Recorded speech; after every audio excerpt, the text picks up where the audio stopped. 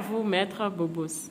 Nous avons entamé la nouvelle année 2023 et nous voudrions savoir quels sont les comportements à adopter pour mieux réussir cette année. Si vous devez nous donner 3 conseils essentiels en tant que numérologue, en tant que maître spirituel, que devons-nous faire pour mieux réussir cette année 2023? Bonjour, bonsoir à vous tous, chers enfants de Dieu, chers enfants de lumière. Je dis ça parce que vous devez vous rappeler que vous êtes enfant de la lumière. Vous êtes enfant de la vie et vous êtes enfant de l'amour. C'est beaucoup plus important et il faudrait que tous les jours, toutes les minutes ou les heures, toutes les secondes, vous arrivez à vous rappeler de ça.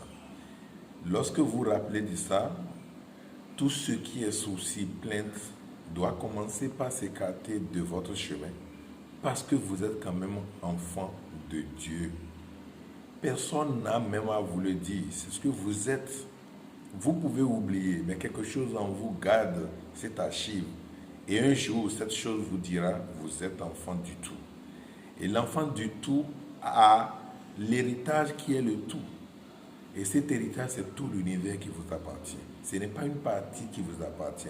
Ce n'est pas seulement je suis africain, l'Afrique m'appartient. Je suis français, l'Europe m'appartient. Je suis américain, non. C'est toutes les galaxies mises ensemble qui vous appartiennent. Et ceci dit, vous devez comprendre que quand vous rentrez dans une ou quand vous entamez une nouvelle année, c'est une illusion même de comprendre que c'est une année. En réalité, c'est pour que votre conscience vous dise que vous avez entamé un nouveau départ. Alors, comment vous démarrez une activité annonce déjà comment ça va finir.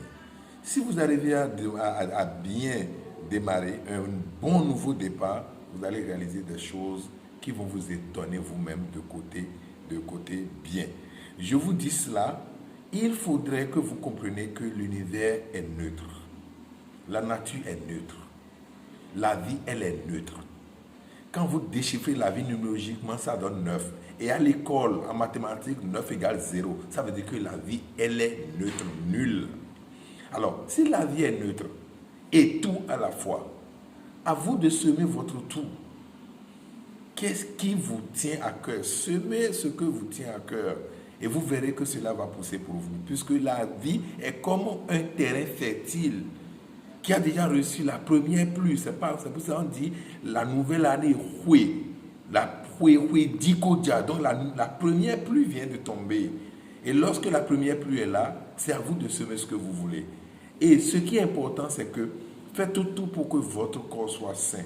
Et qu'est-ce qu'il faut pour que le corps soit sain? C'est d'éloigner de soi tout ce qui pouvait engendrer des énergies contraires à la sainteté.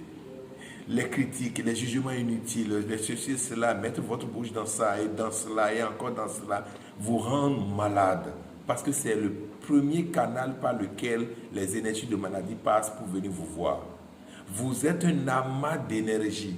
Et lorsque vous utilisez mal votre énergie, il y aura maintenant un déséquilibre au niveau de votre cœur, vous allez tomber malade. Or, la santé est la chose la plus importante. Deuxième chose, vous devez comprendre que la santé de votre entourage, il faut tout faire. Il faut avoir le réflexe de constater des choses. Ah, est-ce que cet enfant n'est pas en train de souffrir de telle ou telle chose? Vous avez tout est en nous pour tout constater. Et là, les petits détails là vont vous aider à corriger et à anticiper si entre-temps les enfants devaient tomber malades parce que eux, ils sont encore innocents, ils ne comprennent pas grand-chose, ils ne savent pas, ils vont faire les choses et les retours vont venir seulement de façon brutale. Et troisième chose, restez suffisamment positif. Restez suffisamment positif et comprenez que si ça marche pour l'autre, ça marche déjà pour vous parce que nous sommes tous dans le même wagon. Et lorsque ça marche pour vous, l'autre, ça allège le poids du wagon. Alors, si ça s'alourdit pour tout le monde dans le wagon, c'est nous qui sommes dedans et ce serait compliqué. Une fille dans un taxi avec des grandes personnes, mais les grandes personnes devaient descendre avant la fille. Mais lorsqu'une grande personne était prête à se lever pour descendre, pour poser ses pieds à son terminus, elle a heurté violemment avec son sac et tout la petite fille de 15 ans qui était à côté d'elle. Mais la petite n'a rien dit. Mais une autre grande personne dit, mais tu n'as rien dit alors qu'elle vient de bousculer sans même présenter ses excuses. Et la petite fille surprend tout le monde. Arrêtez, le voyage pour nous tous est trop court dans ce monde pour que nous puissions nous donner à ces petits détails. Elle m'a heurté, elle a déjà fini de me heurter et moi je vais très bien. L'autre à la bouche bée ne pourra pas dire quoi que ce soit. En réalité, c'est comme ça que nous devons nous comporter. Nous n'allons pas dépenser nos énergies pour des futilités afin de tomber malade pour nous-mêmes et aller chercher l'argent pour pouvoir corriger ce que nous avons semé si douloureusement. Je ne vous demande pas ça, je demande pour vous la paix, la bonté, la bénédiction, l'amour, la joie, la gaieté, la gloire et tout ce qui est meilleur pour votre cœur. Que l'année reste lumière pour vous, j'ai dit.